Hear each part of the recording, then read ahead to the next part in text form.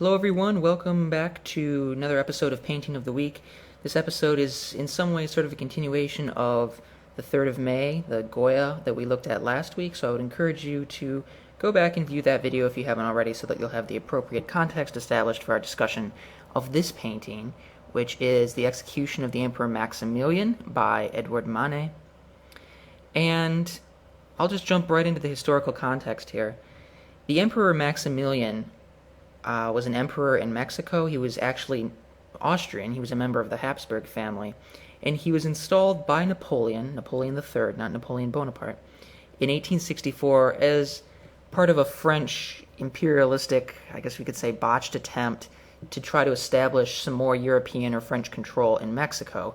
And not surprisingly, the Mexicans didn't think that was a very good idea. There was a civil war that broke out, and of course eventually Napoleon decided to withdraw his troops, and he wasn't going to support Maximilian any longer. So once the French left in 1866, the former leader of Mexico, Benito Juarez, captured Maximilian and had him executed along with two of his generals a year later in 1867. And that's the scene that Manet is depicting here. Manet didn't really like Napoleon. He didn't approve of his imperialistic foreign policy.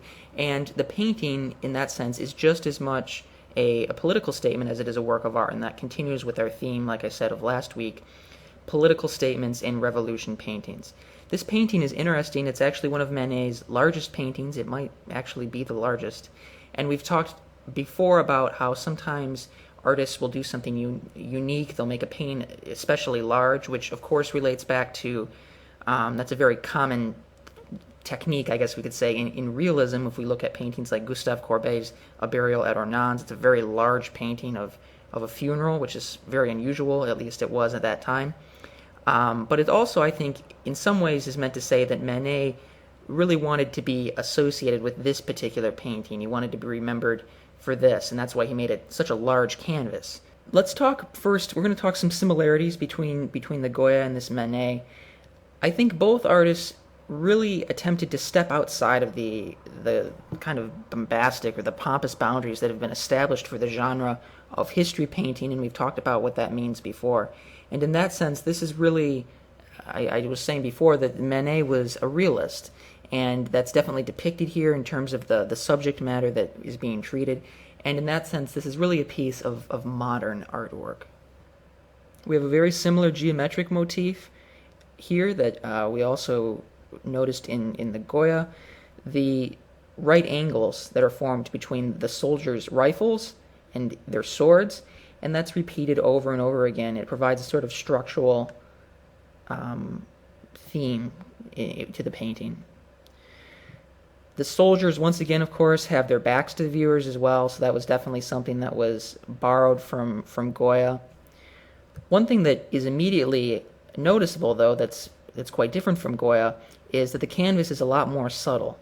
The colors here are much cooler. We see a lot more blues and grays and less of the reds and the yellows, the kind of heat that we would find in Goya's Romanticism.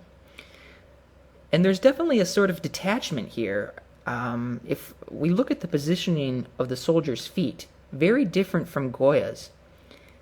The stance here is a lot more matter of fact. It's much less of an aggressive pose than the positioning of the soldiers that we saw in Goya.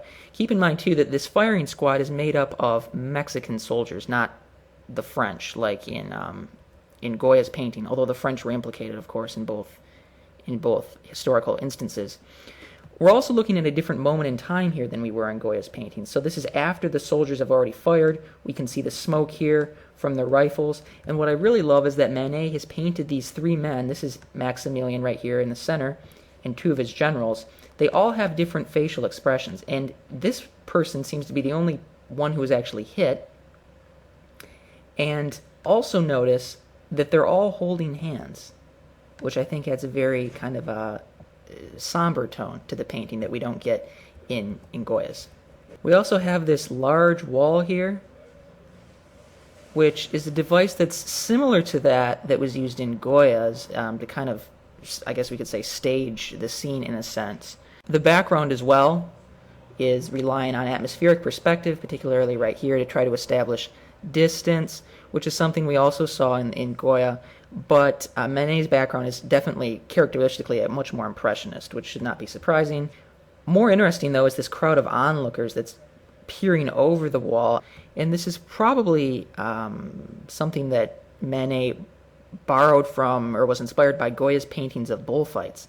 But this isn't really the raucous crowd of Spaniards at a bullfight, or like maybe you think of like bloodthirsty Romans in the Colosseum peering over the wall watching someone getting killed. These people look really apathetic. In particular, this one person here in the center is just kind of resting his hands on his head as if he's kind of bored. And then, of course, we can't neglect to mention this soldier here who really stands out. He's just checking his rifle.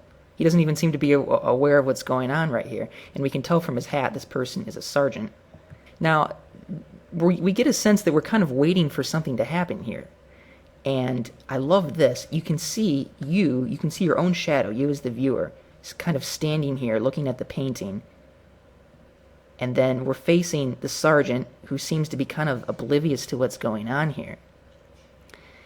And in this sense, and of course people can disagree with me on this, but I think the message here, the political message of the painting, is really a lot more complex than Goya's, and it's definitely less explicit as well. There isn't a clear dichotomy that's being laid out on the canvas here for us. Manet hasn't taken an obvious side. Are we supposed to... Who's the victim here? Is it the Spanish who were, invaded by the French? Is it Maximilian, in a sense, who was just sort of Napoleon's puppet and is now getting killed because of his negligence? This violence, once again, like we saw in the Goya, has just kind of happened, and we're left with this cognitive void, this lack of comprehension. This violence just doesn't really seem necessary. And it kind of reminds me sometimes of how we ask ourselves, like, how something like the Holocaust could have happened. The answers that we can think of are never really satisfying. We just know that it did happen. So what I think both Goya and Manet are really trying to say here is that sanctioned violence and cruelty are oftentimes best depicted as a sort of paucity of psychological depth, a sort of apathy that we see both in the crowd of onlookers, in the sergeant who's just checking his rifle, even in the soldiers who just sort of seem to be nonchalantly participating in this execution. We suppress our true feelings just like the people that we see depicted in this painting, and we do that in the name of duty, in the name of responsibility, to try to kind of distance ourselves emotionally from what we know is wrong.